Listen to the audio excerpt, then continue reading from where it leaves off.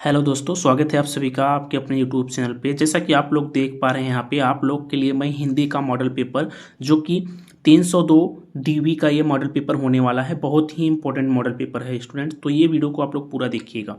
तो 2022 का है, बहुत ही इंपॉर्टेंट पेपर है, सामान्य हिंदी का होने वाला है। ठीक है, एक अच्छा 12 वालों का है ही, और वीडियो को पूरा देखिएगा। सबसे पहले इसमें हम आप बात करेंगे एक एक नंबर का क्वेश्चन कौन सा इसमें ज़्यादा पूछा गया है। जैसा कि आप लोग यहाँ देख पा रहे हैं, खंड क में जो है पहला इसमें प्रश्न है, सरस्वती पत्रिका का प्रकाशन किस युग में किया गया था। ठीक है, तो आप लोग को इसमें 4 ऑप्शन दिया रहेगा, जैसे भारतेंद्र युग, द्विवेदी युग, शुक्ल युग या शुक्लोत्तर युग। तो सरस्वती पत्रिका का प्रकाशन जो है मेरा द्विवेदी युग में किया गया था, तो मेरा second option is right option हो जाएगा। जैसे आप लोग यहाँ पे देख पा रहे हैं, दूसरा प्रश्न में पूछा गया है, संस्कृत के 4 अध्याय पुस्तक के लेखक कौन है। रामधारी सिंह दिनकर, वासुदेव शरण अग्रवाल, रामवृक्ष बेनीपुर या विद्यानिवास मिश्र। तो संस्कृत के मेरा 4 उपाध्याय जो इसके लेखक हैं रामधारी सिंह दिनकर जी हो जाएगा, ये पहला आंसर सही हो जाएगा। और दूसरा इसमें पूछा गया है, रामचंद्र शुक्ल द्वारा लिखा गया निबंध कौन सा है। तो कविता क्या है, ये जो है निबंध एक प्रकार का है, जो कि हमारे कौन रचयित हैं, रामचंद्र शुक्ल जी द्वारा रचित गया है। और नेक्स्ट मेरा जिसमें अजात शत्रु किस विधा की रचना है। ठीक है, तो ये मेरी नाटक विधा की रचना हो जाएगा। जो मेरा अजात शत्रु है ये नाटक विधा में लिखा गया है। ठीक है, अब नेक्स्ट है इसमें पूछा गया है जैसे कि अज्ञेय की रचना है। ठीक है, अज्ञेय जो है किसकी रचना है, तो शेखर एक जीवनी की यह रचना है।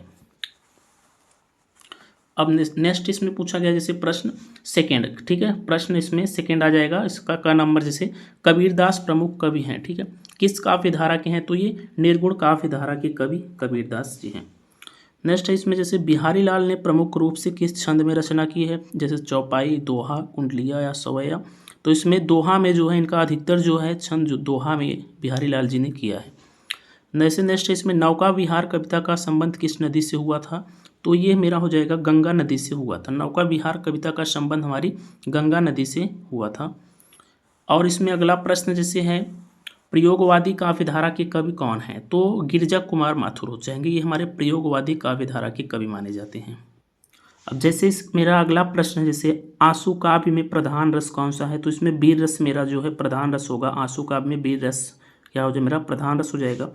अब तीसरा नंबर में पूछ लेगा इसमें गद्यांश पर आधारित निम्नलिखित प्रश्नों के उत्तर दीजिए। कुछ गद्यांश देगा इसमें, नीचे आप लोग को पूछेगा प्रश्न। जैसे इसमें पूछा है प्रश्न, जैसे नीचे देखिए क्या पूछा है, जैसे इसमें से आप लोग को पढ़ना है, नीचे प्रश्न का उत्तर देना है। पूछा है इसमें पाठ का शीर्षक और लेखक का नाम लिखिए। तो राष्ट्र का स्वरूप जो है किस पाठ से लिया गया है, इसके लेखक कौन है ये लिखना होगा। राष्ट्र का तीसरा अंक क्या है ये लिखना होगा। राष्ट्र का विकास किसके द्वारा संभव हो, ये प्रश्न पूछा गया है।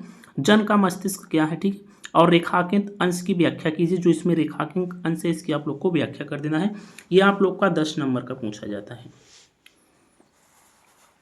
ठीक है, इसमें 2 दिया रहेगा अथवा करके 1 करना होगा आप लोग। ये मेरा गद्यांश हो गया। नीचे आप लोग को यहाँ पे क्वेश्चन 4 में आप लोग को पद्यांश दिया रहेगा, ये भी 10 नंबर का दिया रहेगा। 2 रहेगा अथवा करके 1 आप लोग को करना होगा। तो गद्यांश और पद्यांश इसको अच्छी तरीके से पढ़ लीजिए, आप लोग का 20 नंबर स्कोर हो जाएगा इससे।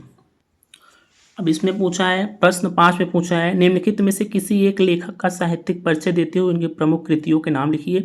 लेखक का आप लोग का जीवन परिचय लिखना होगा। ठीक है, साहित्यिक परिचय देते हुए उनकी प्रमुख जो कृतियाँ रचना है उनका भी नाम लिखना होगा। अधिकतम सीमा 80 शब्द होना चाहिए। जैसे पहले हैं मेरे हैं डॉक्टर हजारी प्रसाद द्विवेदी का याद कर लीजिए, प्रोजे सुंदर रेड्डी जी का याद कर लीजिए, डॉक्टर APJ अब्दुल कलाम का। 3 में से आप लोग को 1 देना है, ये भी 5 नंबर का जीवन परिचय आता है।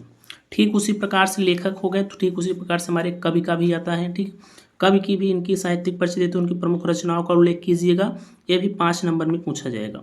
ठीक, जैसे अयोध्या सिंह उपाध्याय हरिओत का याद कर लीजिए, जयशंकर प्रसाद जी का मैथिली शरण गुप्त का याद कर लीजिए। और जैसे प्रश्न नंबर 6 नंबर पूछा, जैसे बहादुर अथवा ध्रुव यात्रा कहानी की कथा वस्तु का सार लिखिए। अधिकतम सीमा 80 शब्द होना चाहिए। 5 नंबर का बहादुर का या तो आप लोग को ध्रुव यात्रा कहानी का कथा वस्तु पूरा का सारांश आप लोग को लिख देना है। 80 शब्द होना चाहिए, 5 नंबर इसके लिए दिए जाएंगे। प्रश्न नंबर 7वां इसमें पूछा है, स्वपठित खंड काव्य के आधार पर किसी एक खंड का एक प्रश्न का उत्तर दीजिए।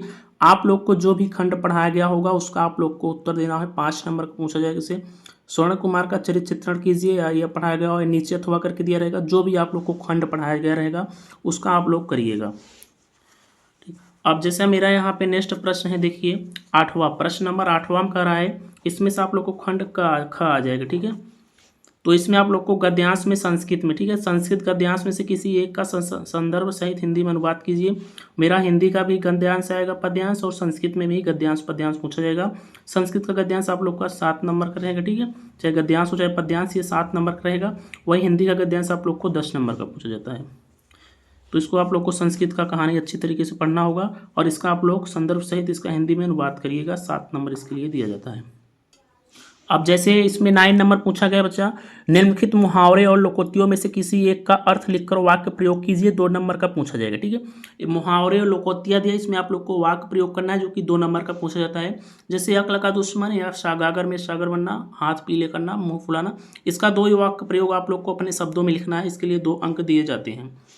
10वां नंबर वही मेरा पूछा गया, इसमें निम्नलिखित शब्दों के संधि विच्छेद के सही विकल्प का चयन कीजिए। आप लोग को संधि विच्छेद करना होगा, ठीक है। जैसे यहाँ पे पुस्तकालय है, इसका संधि विच्छेद क्या होगा, ठीक है। पुस्तक धन आलय होगा कि पुस्तका धन लय, या पुस्तक धन तयाकलय, या पुस्तक धन आलय, ठीक है। कोई एक आप लोग को इसमें सही विकल्प करना होगा। और ठीक उसी प्रकार से पूछा जाएगा मेरा विभक्ति और वचन, ठीक है। विभक्ति और वचन लिखने के लिए आप लोग को दिया रहेगा, जैसे आत्मनि शब्द में विभक्ति और वचन कौन सा है, ठीक है। तो आत्मनि जो शब्द है इसमें विभक्ति और वचन कौन सा है, तो इसमें आप लोग को याद करिएगा, जो भी होगा आप लोग चयन करके उसका उत्तर दीजिएगा, ठीक है। और देखिए क्वेश्चन नंबर 12वां नंबर इसमें पूछा है, वीर रस अथवा श्रृंगार रस का लक्षण सहित एक उदाहरण दीजिए। वीर रस या तो श्रृंगार रस का, इसमें आप लोग को लक्षण सहित एक उदाहरण देना है। या सेकंड पूछा है, श्लेष अलंकार अथवा उपमा अलंकार, ठीक है। 2 अलंकार में से एक अलंकार का आप लोग को लिखना है, डिफिनेशन परिभाषा देना है और उसका भी एक उदाहरण देना है। वही 12 नंबर का तीसरा क्वेश्चन पूछा है, दोहा छंद अथवा कुंडलिया छंद का लक्षण देते हुए एक उदाहरण को लिखना होगा। ये सभी 2-2 नंबर का पूछा जाएगा, ठीक है। 2-2 नंबर के आप लोग इसको ध्यान दीजिएगा प्रश्न।